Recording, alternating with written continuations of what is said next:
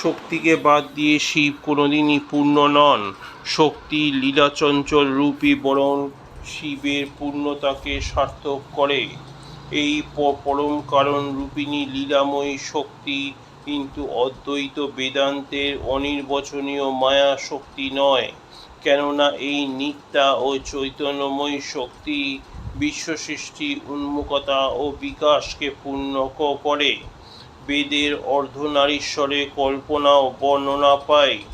অর্ধনারীশ্বরের সৃষ্টি প্রথম প্রভাতে আদিম পুরুষ ও নারী বা পুরুষের প্রকৃতি বা শিব ও সদানন্দময়ী শক্তি।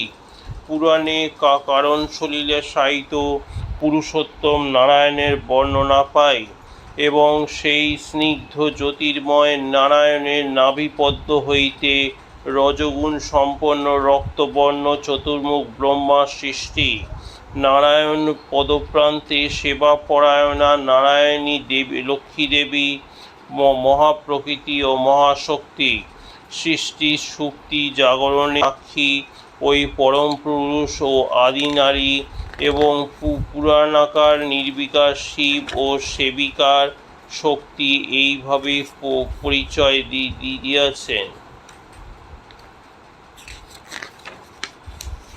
সৃষ্টির প্রয়োজনে যুগে যুগে পৃথিবীতে অবতীর্ণ হন ঈশ্বর এবং তাহার শক্তিরূপে আসেন লীলা সঙ্গিনী ভগবতী ঈশ্বরী।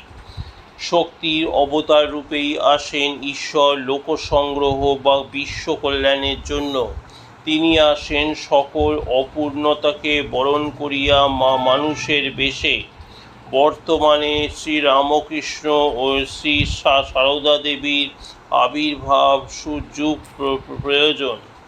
মহাশক্তিরূপিণী শ্রী সারদা দেবী তাই পরম শিবরূপী শ্রীরামকৃষ্ণ লীলাসঙ্গিনী রূপে অবতীর্ণা। নিত্যে যে স্বরূপ থাকে এক, লীলায় সেই স্বরূপই হয় দ্বিধা বিভক্ত। ঈশ্বর ও ঈশ্বরী, শিব ও শক্তি। ঈশ্বর ও ঈশ্বরী কিংবা শিব ও শক্তি জীবজগৎ সকলকে লইয়া সাকার সচ্চিদানন্দ রূপে লীলা করেন। শ্রীরামকৃষ্ণ লীলা প্রসঙ্গ লিখিবার সময় স্বামী শারদানন্দ মহারাজকে শ্রীমার একটি সম্পূর্ণ জীবনী লিখিবার জন্য সকলে অনুরোধ জানাইছিলেন। পূজ্যপাদ শরৎ মহারাজ তাহার উত্তরে বলিয়াছিলেন, চেষ্টা করিলে শ্রীরামকৃষ্ণ জীবনী কিছু কিছু লিখিয়া হয়তো প্রকাশ করা সম্ভব, কিন্তু অনন্ত লীলাময়ী শ্রীমার জীবনী লেখা আমার সাধ্যাতীত। শ্রীমার আদরের সেবক ও সন্তান শারদানন্দ মহারাজের উক্তি সত্য, কেননা শ্রীমা শারদা লীলাময়ী ও পরম ঐশ্বর্যময়ী হইলেও তাহাকে সকল লীলা ও আদর্শরূপেই চির আবৃত চির প্রকাশিত অপ্রকাশিত হয়। তিনি মায়ার আবরণ দিয়া ঢাকিয়া রাখিয়াছিলেন তাহার সত্যিকার অপার্থিব রূপ। তাই শ্রীমা শারদা ছিলেন চিরদিনই নিরাভরণা, সহজ সরল বা বালিকার মতো, আবার কখনো সাধারণ গ্রাম্য বধূর মতো, অথচ অনন্ত ভাব বিকাশ ও ঐশ্বর্যের ছিলেন তিনি অধিকারিণী।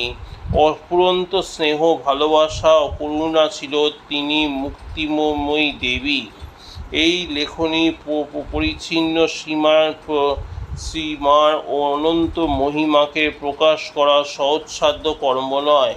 তবে প্রশ্ন হইতে পারে, তবে কি মহিমাময়ী শ্রীমা শারদা মাধুর্যময়ী লীলা কাহিনীকে কেহ লিপিবদ্ধ করিবেন না? তাহা উত্তরে বলি, শ্রীমা অনুরাগী ও ভক্ত সাধনা শ্রীমাকে যেমনটি ভাবে প্রতিদিন ও প্রতি মুহূর্তে দেখিয়াছেন এবং উপলব্ধি করিয়াছেন, তেমনটি ভাবেই তাহার অপার্থিব মহিমা ও লীলা কাহিনীর কথা প্রকাশ করিবেন। বিশ্ববাসী কল্যাণের জন্য, দিশাহীন অন্ধকারে পথ নির্দেশ জন্য আলোকের উপযোগিতা সকলেই স্বীকার করেন এবং এই স্বীকৃতি সার্থকতারই যুগমানব ও যুগ মানবীদের জীবন লেখার রচনা করা অনেক দিয়েই প্রয়োজন।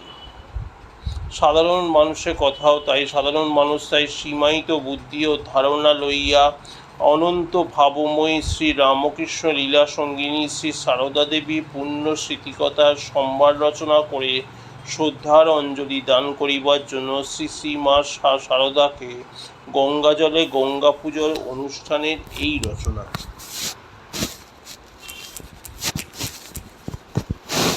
শক্তিকে বাদ দিয়ে শিব কোনোদিনই পূর্ণ নন। শক্তি লীলাচঞ্চল রূপী বরং শিবের পূর্ণতাকে সার্থক করে। এই পরম কারণ রূপিণী লীলাময়ী শক্তি কিন্তু অদ্বৈত বেদান্তের অনির্বচনীয় মায়া শক্তি নয়, কেননা এই নিত্যা ও চৈতন্যময়ী শক্তি বিশ্বসৃষ্টি উন্মুখতা ও বিকাশকে পূর্ণ করে। বেদের অর্ধনারীশ্বরে কল্পনা ও বর্ণনা পাই।